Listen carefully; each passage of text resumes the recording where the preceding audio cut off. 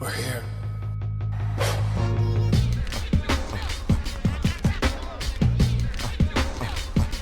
I wish I could give you this feeling.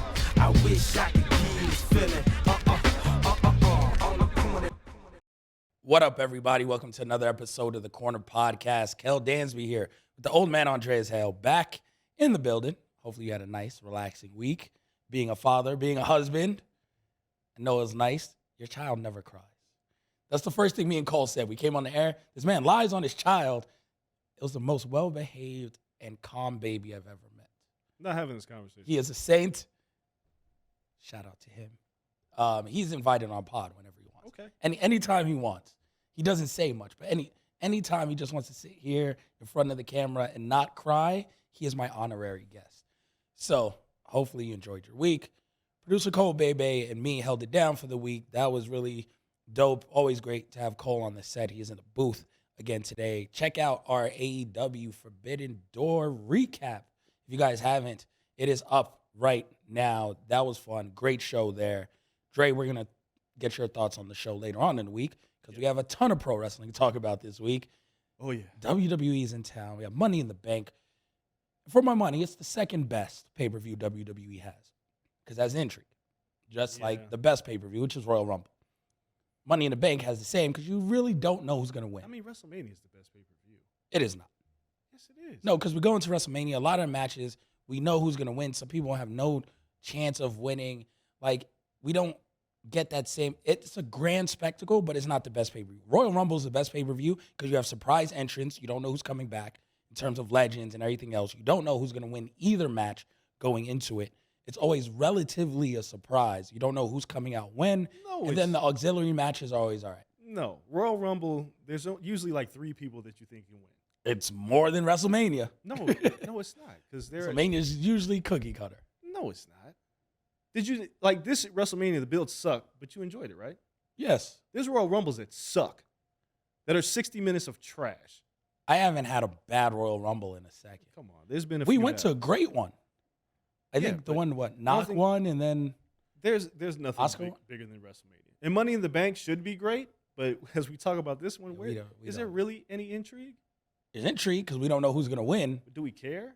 We don't care. There we go. But it's intriguing. And I just think like WrestleMania, like you get the big matches like this. You get the big. They got Cody and Seth.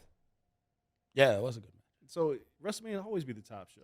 Money in the Bank should be a great show, but it's the top show. It's not the most enjoyable. No, I would say like Mania is not the most enjoyable. To me, it's third. And I don't know, sometimes SummerSlam hits harder than WrestleMania, if we're being honest. occasionally, and sometimes it sucks and it goes on for too goddamn long. Yeah, yes, that is true. One night of 8 hours of wrestling, we will get to because that is now every AEW show. Which it doesn't bother me. Like them being long in the tooth doesn't bother me. I can skip the buy-in if I want to. Yeah, we just always want to watch the buy-ins. They always have someone good on it. So we'll get to pro wrestling later on in the week. Today, it's MMA. So UFC guest, it's going to be great. This is a big one, by the way. Really cool guest for this week, leading into UFC 276, happening right here in Vegas. It's the theme of the weekend this weekend. So we have WWE and UFC and 4th of July weekend. I've heard Kevin Hart's in town doing a show on Saturday night. The Strip is going to be crazy. There's a lot going on. So much going on. So Vegas is the place to be this weekend. So it's great to have several shows running this weekend for us. I've lost count on how many. And we got a couple of surprises later on in the week as well. So big week for the Corner Podcast. When you were gone, though, Dre, not only did me and producer Cole Bebe hold things down here, I had guests. So yes, you did. I was like, yo, Dre's not here. I don't have the curmudgeon. I want to talk hip hop. I was like, let me make a call. It wasn't quite Daniel or Bryan Danielson calling up, making a call to Cesaro to get his spot in the joint. But I had to make a call. My boys, and shout out to the wifey, from Views from the Seven, everyone came through.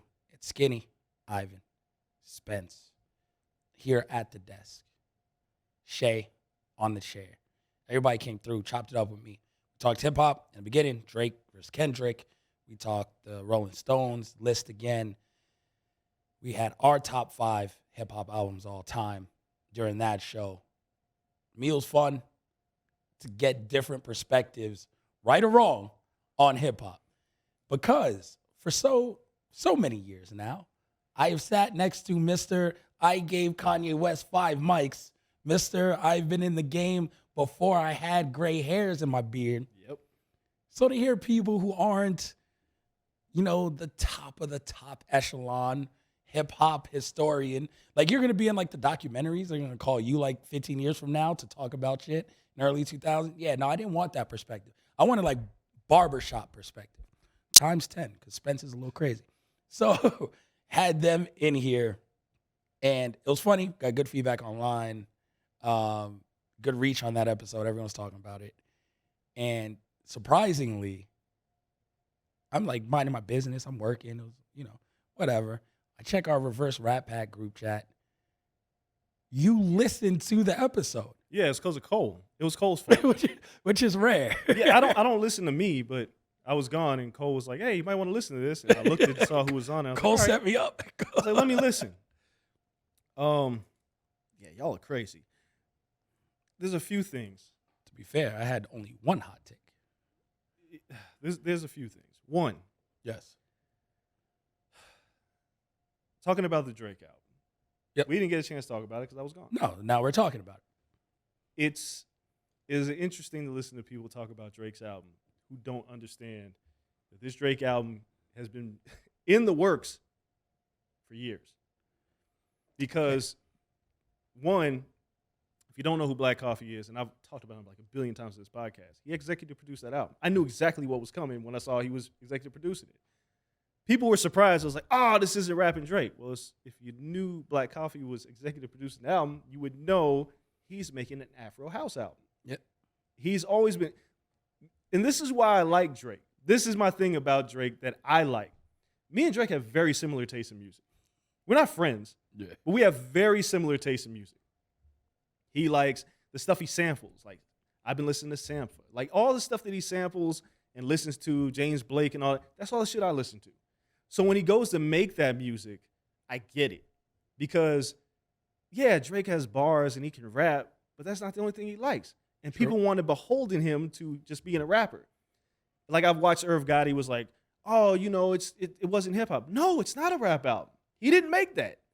He made a house album, an Afro house album. Which I'm cool with if that's the genre everyone makes sure that they keep it in. My biggest pet peeve is when people are like, Childish Gambino, one of the best hip-hop albums of the year. Like, yo, the joint with Redbone. I was like, that's not a hip-hop album. No, it's not. No, like he made a soul album. Yeah, he made a funk album. Yeah, and then Tyler Creator's album before this won a Grammy for hip-hop album. That's not a hip-hop album. Because hip-hop is still in a space where people haven't created subcategories. Like, you have alt rock, you have metal, right? Like, you have those. They don't exist. It's rap or nothing, right? Like, that's all you got. And if you're a rapper, right, you're doing rap. So when people, like, said, I hate this Drake album, there's a couple things. It was like, well, it wasn't for you in the first place, right? The first things first, it was for people like me. This is what I listen to. You're definitely the vacationer on a boat with a glass of wine. That's what I listen to write. I listen to Afro House. I listen to electronic. I listen to that when I'm writing. And it's like, I saw people, not on the show, but I saw people was like, you should have got Killa. No, like, Black Coffee is one of the biggest house producers in the world. For years, you've put them on the year-end list. I've talked about Black Coffee forever. Like, there's Sango. Killa too, but there's Sango. There's other people. And, like, Neo did house. Closer's a house song. Yes. This is where we get problematic. How?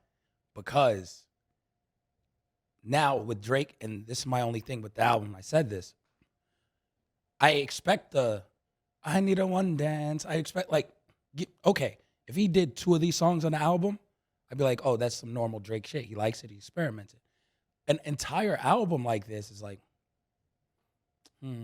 why? Are you Pitbull? Like, are you about to be Flow Rider? Am I going to get a WWE WrestleMania theme song out of you? No. Like, are you going back, Drake? Yes. Granted, It's one album. yeah. I mean, but after hearing his verse on what's his face? It's the cool white kid now. Who, Jack Harlow? Jack Harlow. Yeah. His verse on the Jack Harlow song is incredible. Yes. Crazy. Kentucky Derby shit. Like, that track is dope.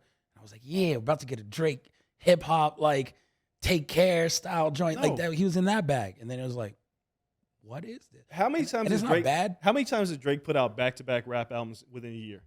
Never. He doesn't do it. No, not unless you can't count. You counted a collab with Future. No, but I'm just saying he never puts out. That was the only time. Like, he spends time making these rap albums, which I still don't think he has like an absolute classic. But this time he was just like, oh, I'm sitting here and Black Coffee sitting around, and you want to make this house album? And he put dance in the category. Really did. And I think the thing is like, as a community, we gotta stop being so fucking closed-minded. Because the first thing that I saw was people was like, oh, this is white people music. And I was like, nah, buddy, house is black shit. I saw somebody call like, Shout out to my people in Detroit, I saw people say that go-go is like homosexual music. Like, nah, man, if you haven't been to DC, this is where you can tell when people aren't well-traveled. Yeah, that's weird. It's weird, but I've seen these takes online, and I'm like, if you don't understand the music and you want to close yourself in, you're fucking up. You're missing out. Because it sound like ballroom music, like when you, like, you know, like the drags like do the ballroom joint. I don't know. Like the bounce is similar, but I've seen people say crazy things about DC reach. Go-Go. I've seen people say things about Chicago house or UK house or deep house. Yeah. Like, I listen to all that, but when I see people the talk Louisiana about shit, people be talking crazy about like that yeah, joint. like Louisiana bounce, like there's so Yeah. many different subgenres of music, and we can't be so close-minded to it. What we can say is that album ain't for me. That's fine. I don't have a problem with that. I don't have a problem with it. When people was like, this album sucks, and I was like, all right, because the funny thing is, a lot of y'all this summer, when we start playing Tex Go Green at the brunch, you're gonna be like, oof, oof, I oof. And I'm built like, all right. myself a caveat. I was like, yo, listen, this ain't for me right now. Nah, When it's- I'm on vacation yeah, this summer, Yeah, it's made for a certain group. That's my that's Drake gonna be take. me dancing. I liked it because that's the type of music that I've always liked. It's not introducing me to something new. He's bridging the gap of music that he's already listened to. Next thing. All right. Is this my favorite part? Not yet. Oh, okay. When you're talking about a greatest rap album list, Yes. right? And this is no slight to Views from the Seven. Goes for anybody. And you don't know who made Low End Theory, or you don't know what 3 Feet High and Rising is, That's tough. or you're like, who takes a nation? You can't talk about greatest rap albums. Just eliminated. You're eliminated. Again, you'd be shocked at how many people don't know this. But here's the reason. And when Like, I bring that up, they say, "Oh, it's because you're East Coast," and it's your East it has Coast nothing vibe. to do with East Coast. I paid my dues in this shit, right? I legitimately have a voice in this, but it's not just because I like music. It's because I listen to everything. Yeah. You'll never put a rap album past me that is on a list that I haven't listened to. I will go and listen to that album. Yeah. So it's like me and you having a conversation of the greatest rock albums of all times. We've never heard a Beatles or Metallica album.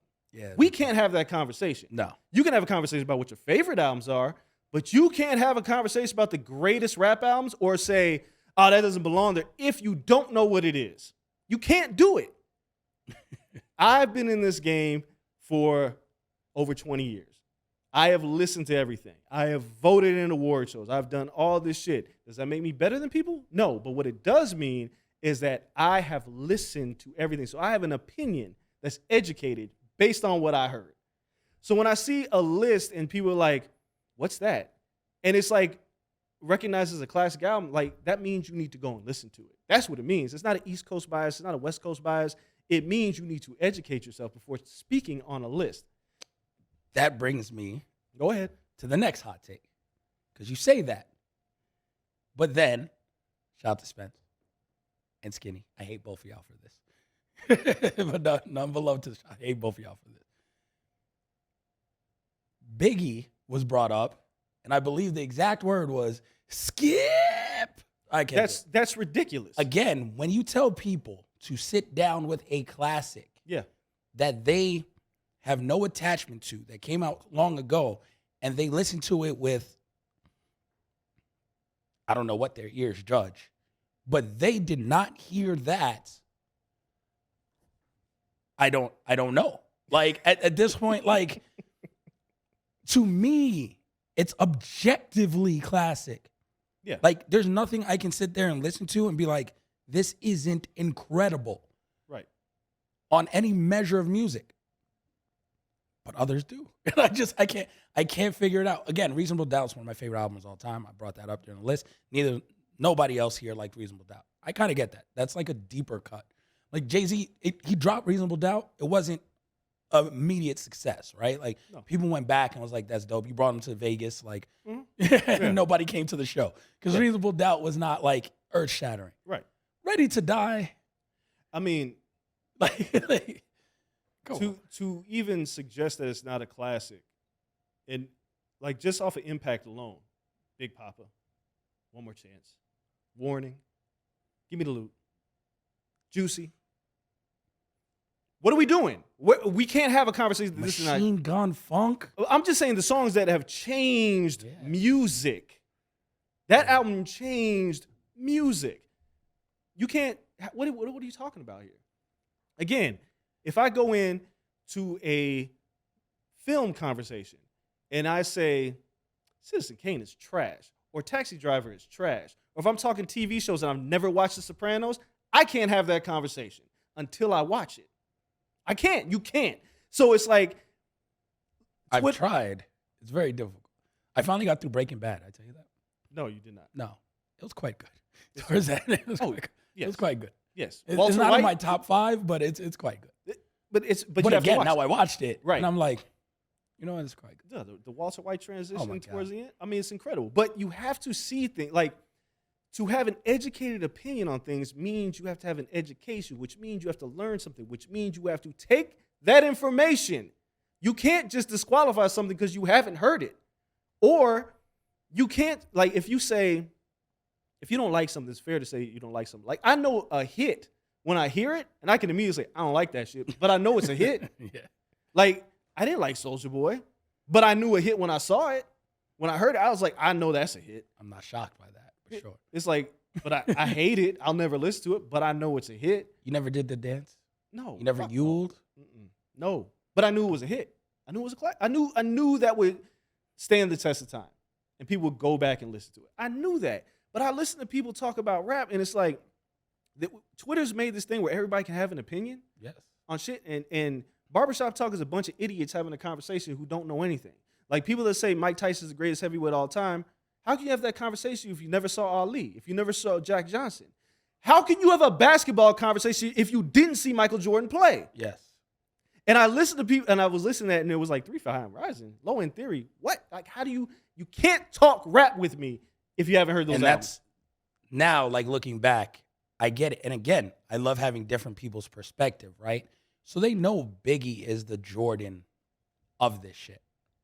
I told them, they're like, when are you going to remove Biggie from this? You can't. I'm not going to remove him from the top spot in New York. Like, again, I said Jay-Z is the only one above him. But regardless, if Biggie is like the Jordan of it to most people, I was like, I'm not removing him from the top New York spot because of what he meant in that time and how good he was compared to every one of his peers, right? All thing he could do is during his time while he is here, how good he is compared to everyone else. That's like not knowing, that's like knowing Michael Jordan, not knowing Larry Bird, not knowing not knowing Magic, not knowing the Pistons, and saying, well, he ain't play nobody. It's you got to know the other great people around him to judge how great he was in that time. Well, furthermore, the excuse is there's no excuse to not watch Larry Bird. There's footage. There's full-ass games. Yeah. If you want to have a conversation about how good Larry Bird is, you can watch him, right? This motherfucker was calling shots on everybody. You can watch Bird. You can watch Jordan, right? The only people you can go is like, well, I didn't watch Jerry West play. All right, fine. Yeah. Right? You can find some shit. Yeah, you can find some shit. It's like I found Sugar Ray Robinson footage. But that's what I'm saying. Like, you watch it. There's no way. Like, when I got into MMA journalism, I got in a little late. Like, I watched like the first few UFCs and it had the dark period. And then Anthony Springer, reverse Rat Pack, good friend of ours, AJ comes to me and was like, you should watch more MMA. And eventually it's like, all right, fine. Now at this point, I think it was at UFC 76. It's like, okay. And I watched a couple and I was like, man, this is actually pretty good. I think I'm gonna start covering this shit now. You know what I did? I watched every UFC in Pride from UFC 1 to that point. And I watched every single Pride because I'm not going to get in a conversation where somebody brings up Fedor, and I'm like, who are you talking about? Yeah. I can't be an authority on the subject if I don't know who the greatest are. I can't be an authority on pop music if I had never heard Thriller. You can't do it. No. But I see people do it all the time, and I'm like, when you say it, like, if you say you haven't heard it, you can say, I haven't heard it, but what you should say is, I need to go listen to it. This is a reason why it's on the list. It Takes a Nation of Millions was like the Afrocentric pro-black militant album, one of the greatest albums of all time. And if you haven't heard it, you should go back and listen to it. But you should also listen to it People and throwing away their chains. Right. Like you couldn't wear shiny gold chains Bruh. and jewels because they were like, no, that's just not cool no more. And I hear like excuses like I was young. Listen, Takes a Nation came out, I think I was like 9. But I listened to it when I was older. Yeah. Like I think it came out on my birthday. Thriller came out, I was a baby. Yep. But I listened to it when I got older. Stevie Wonder, most of his albums came out before I was born. But I listened to it when I got older because as soon as you talk about it, I was like, oh, I need to listen to this. Yep. Pink Floyd's The Wall. I was like, oh, I need to listen to Pink Floyd. I'm going to go back and listen to it. Greatest movies of all time. Godfather was before I was born. Guess what? Went back and watched it. Mm-hmm. I can't have a conversation about these. If you keep bringing up these albums or these films or these actors or these fighters or these athletes, and I want to have an educated conversation where I want people to respect my opinion, I need to go back and watch all that stuff. I make it my business to do that. And it's the reason why I am where I am today. Because, like, there will be people, and I've seen this, who are like, well, who are you? I was like, I paid my dues. And it's not just listening to music and just making shit up out of thin air. It's like, you know how much time it takes to watch all those fights?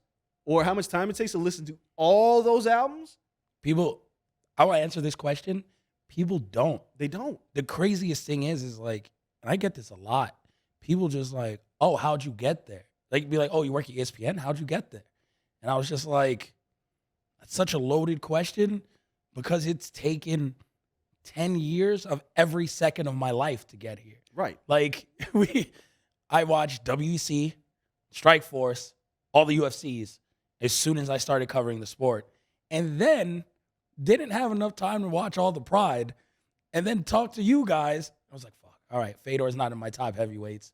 You're like, go back. And I was like, God damn it. You got to go watch it. I got to go watch it. You have to see. And now Fedor is probably due to current circumstances, number 1 again. So, but that's the point. It's yes. like, if you want to be an authority in this, like everybody, if you want to be in the barbershop, go be in the barbershop. You won't catch me there for that conversation. But again, and this sounds weird, but what makes great radio and television is not every day because you go fucking crazy. But no, I get it. When you get someone like you in a room, I know, in context with people who talk barbershop talk, it is magic. And I am like, again, I love hot takes. Some shit too spicy for me. Yeah, like that's level 10 Indian. Like but I love that like dynamic. It's weird. Like I don't know, but some of those takes, like, come on, it's Biggie. Well, I mean, here's the hip hop conversation. And I let wifey slide on her R&B list. I got to tweet her. Yeah, she had like two Mary J albums on. I mean, there. it is what it is, right? Like, and I love Mary. I don't, but I don't. I just don't. But I get it. But again, it's another artist where I was like, I get it. I get it. You ain't gonna catch me buying all Mary's album. Yep, but I understand when she grew up, our age, when you go through something, I understand how like, Mary could be top 2. Yeah. Like 2 albums on. You live that. You have an attachment. She's a generational talent. Yes. I'm putting the Brat Functified on my house. No. I love Skinny though. But the Brat Functified ain't about. It's Jesus. It's just like listening to those takes, and it's like that's why there's a separation in who can have these conversations and where they go. Because they come full-fledged arguments with people who haven't heard certain things. You can't discredit 3 Feet High and Rising because you haven't heard it. And then when you do hear it, you have to understand, like, that was the introduction to, like, skits in hip-hop. Yep. Like, you have to understand the context is huge. Because I've gone on Views myself, and Spence And a lot of people think this way, which is weird. And I love Twitter because you get that like instant, Yeah. like you'd be like, yo, people actually think this way. But one of his arguments always is I'm listening to stuff from 30 years ago, but I'm going to listen to it with a 2022 ear. You can't do that. Or back then a 2020 ear. And I'm just like, and he's like, if it doesn't sound good to my 2020 ear, it's not a classic.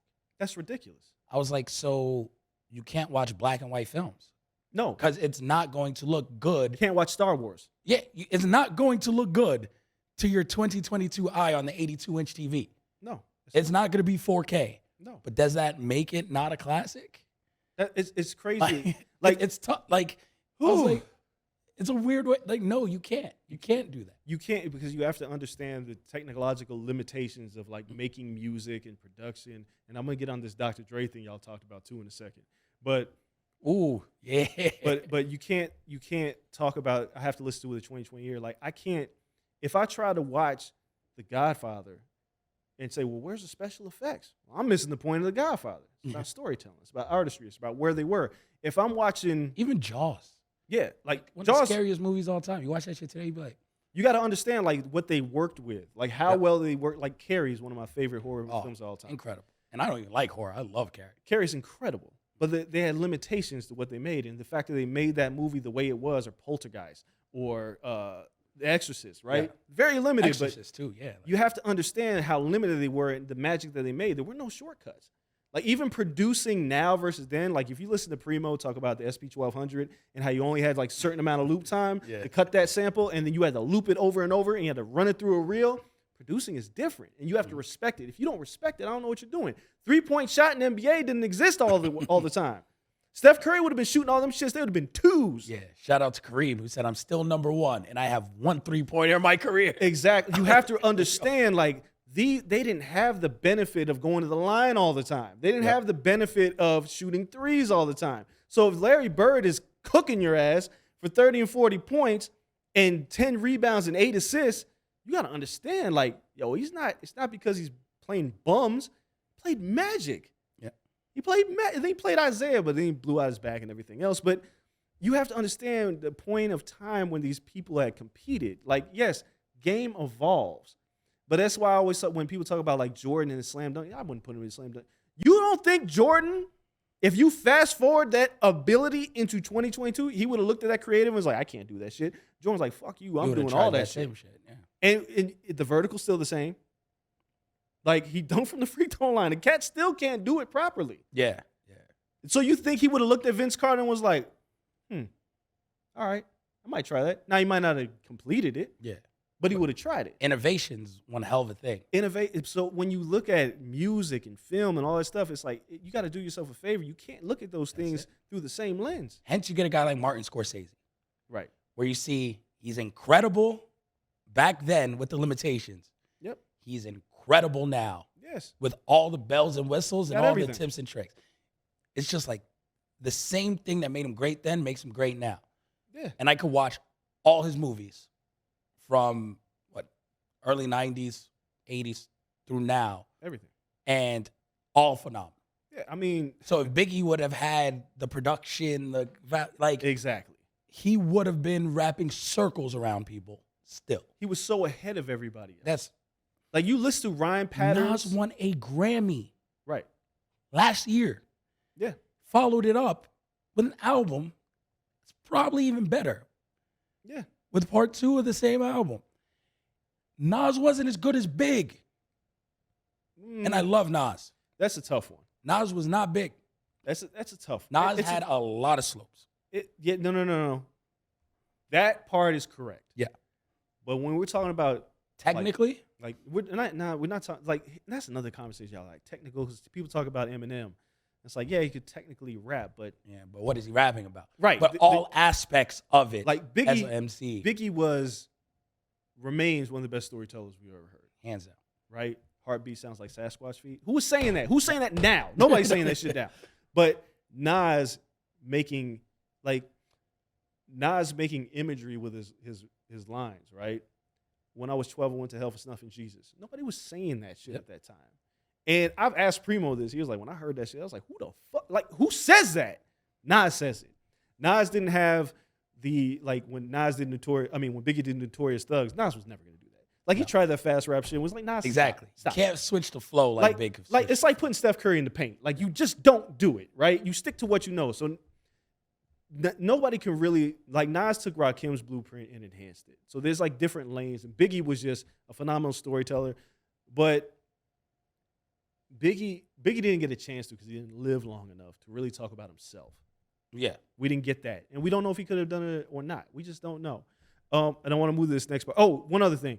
Say it's like the game evolves. You have to respect it. It's like people that say, "Oh, Ronda Rousey's trash." Stop. Ronda Rousey brought women's MMA to where it is today because of what she was. Now, granted, the game passed her by, just like it passed by Hoist Gracie, just like it passed by Matt Hughes.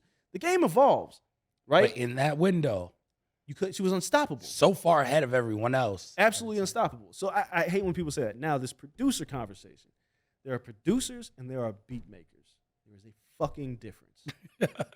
Dr. Dre is a producer who also makes beats.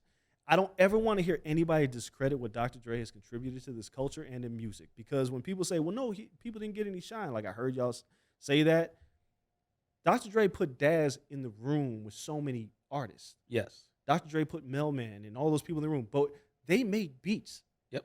When Dr. Dre gets in the, you know what, like Quincy Jones is a producer. You will never see him hitting a drum pad. That was my argument. When Dre gets into the booth, like this is where I talk about Eminem. Eminem rhymed a certain way before he got to Aftermath and Interscope. Then he got with Dre, and Dre was like, punch that vocal up. Turn that one down. Double that there. That pattern's a little bit off. That's not loud enough. Turn that hi-hat up. That's producing. And people don't think that's talented, but you're wild because what do you think when you go to the orchestra and you see the conductor doing this shit and they think he's just waving a stick? No, he's not. He is controlling every aspect of everybody that's performing, from the celloist to the fucking flute. Like he's controlling it all. And that's what Dre does. But to think that Dre doesn't produce, who the fuck do you think made all them NWA albums? Yep. I mean, at that World point, Class Wrecking Crew? yeah, at Dr. that Dre. point, he couldn't. Yeah, he didn't have people producing for him. No, so he made it, and then he got better at it, and he was like, oh, Scott Storch, play those keys right there. Yep. I can play them too, but I like what you add to it. I'm going to bring this element in. We're going to turn this up. When you rap, I don't like that hook. Change that hook up. That was my analogy for it. I was like, yo, there's good chefs, and Dre's a good chef, but he has the best supermarket in the world. Yeah. So he'll find a chef, and Kanye does the same. He'll be like, yo, there's a difference though. Like Dre's habitually done it. Kanye's done it too. Well, Like Kanye doesn't nurture talent. No, but he took the Chief Keef song and like he brought in, I forgot Chief Keef's producer and blah, blah. Young Chop. Yo, and he brought him in and he was like, yo, play that same shit.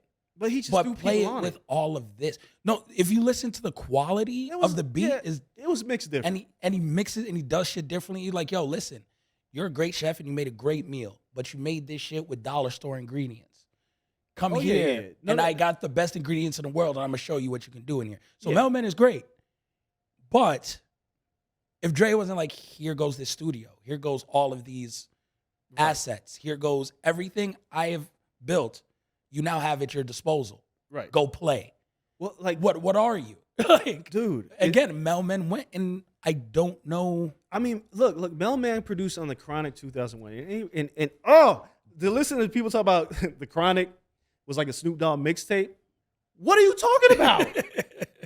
Like, all right. I love the Chronic. I love the Chronic I will go too. to my dying day to say the Chronic is better than Chronic 2001. It is. I mean, hands down. There would be no Snoop without the Chronic. There would be no Corrupt. There would be no Daz. There would be no Lady of Rage. Stranded Death Row. I mean, you just talk about all those songs. But when you look at what Dre was doing, like, Daz wasn't producing shit until Dre got there. They weren't. You think they just learned how to produce on their own? Like Dre was making shit and they learned how to make shit. Like Scott Storch came from the roots as a pianist. Yep. Got under Dre and Dre was like, I'm going to teach you how to be a producer. Scott Storch became a producer under Dre. I don't ever want to hear people say like Dre just takes shit or he like buries people. Dre has a hard time with a lot of artists. Like a lot of the best producers do. Puff, Dre, Kanye. Like Puff is a producer. He's just not a great beat maker, right? No. I'm not sure he's a. I don't Right. even know if he You just tries. just loop that. Yeah, but he. But what Dre does is like, for better or worse, Dre signed Rakim. And I did this interview years ago with Bruce Williams, who was Dre's right-hand man. And he tells me, Bruce is like, I'm right. He's like, and I never connected with him to do this. He had all the Rakim stuff that never came out. Bruce was like, I have it all. And you know where it all ended up? Get Rich or Die Trying. All of it. Because everything that Dre wanted out of Rakim, he's like, oh, but there's no hook. Where's the hook, Rakim? Where's the hook? Like, I think Many Men, What Up Gangsta, those are all Rakim records. All of them. And Rakim just couldn't do a hook. And Dre was just like, this is never going to work. So all those things stayed in the vault and never came out. So people were like, that's Dre's fault. No, Dre just couldn't get out of Rakim what he wanted out of him. You look at, like, he had Joel Ortiz, you had Hitmaker, he had, if he couldn't get what he wanted out of you, he just wasn't going to put it out. And those things just sat on the shelf forever. Does it make him a bad producer? No, because Dre is quality over quantity. It took him how long to go from Chronic to Chronic 2001? I would ask this then, and this along the lines of the Dre thing. So Dre is a great producer, in my opinion, a great beat maker. But sure, other people also made his beats. Yeah. We see producers who are good to great beat makers. Pharrell, Dre, Kanye, Timbo. Yes. Great beat makers, also have people around them making beats, great producers. How many straight beat makers have you seen be beat makers and then learn how to be producers? A lot of them. I mean, especially now. I mean, look. Took Hit Boy a second. Yeah. Because he was just a guy you go to for a beat. He make you a single, and then now he's doing projects, right? It's really hard today because producers aren't producing in studio with their artists. Or they're just sending them. They're sending beats, and then they take it back and they engineer it. Which is like when I used to go. Well, Hit Boy does whole albums. He probably comes and he sits with you. Yeah. Like when I used to go to LA, like when I did the oral history of To Pimp a Butterfly, and I'd sit in the studio with Top Dog and all those guys, and I watch how they work. They're all in there. Like I was just before the pandemic hit, I was in LA and I was at the TDE studio and I was listening to Q and Absol and I was watching, and Ali was like in every room, like making sure shit was right. Right? It's a difference than sending somebody a beat and they just put some lyrics on it and they send it back. So like producers, it's like a loose term now. Like everybody's a producer, but who really produces, right? Because even in the TDE stuff where you have like Soundwave, Ali engineers it. He's not a producer, he's an engineer. Yeah. And he makes everything sound great. But Ali's not playing anything. Soundwave is producing the songs with Kendrick, but they have like a whole crew. Like that's why production credits are crazy. But it's like, but people don't understand like what it means to be like a co-producer. Like if you're making a beat and I walk in, and if I'm DJ Premier and I walk in, it's like, lay some scratches on that. Guess what? I'm now a co-producer on the song. Just that quick. If I write an article and somebody comes in and puts on a paragraph and I still wrote most of the article, and it's